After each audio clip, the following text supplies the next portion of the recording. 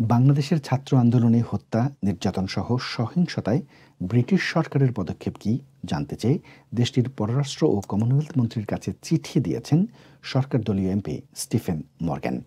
বাংলাদেশের বৈষম্য বিরোধী ছাত্র আন্দোলনে অসংখ্য ছাত্রছাত্রী নিহত, আহত, নির্যাতিত ও ইন্টারনেট বন্ধসহ নানা সহিংসতার পর স্টিফেন মর্গ্যানের নির্বাচনী আসনের বাংলাদেশি কমিউনিটির নাগরিকদের অভিযোগের ভিত্তিতে ও তাদের পক্ষে ২৯ জুলাই ব্রিটিশ সরকারের পররাষ্ট্রমন্ত্রীর বরাবরে এই চিঠি লেখেন মর্গ্যান।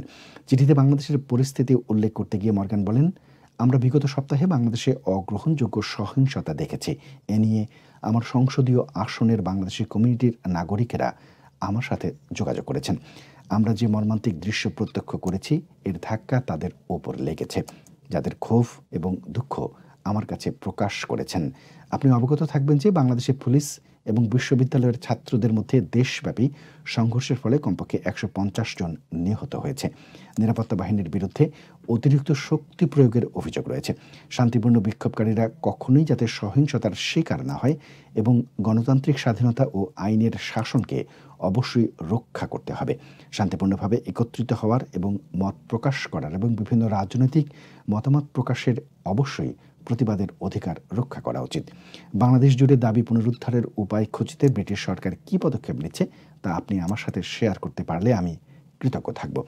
যুক্তরাজ্যে যারা আছেন তাদের বন্ধু এবং পরিবার আছে, তাদের নিরাপত্তার জন্য আমি উদ্বিগ্ন।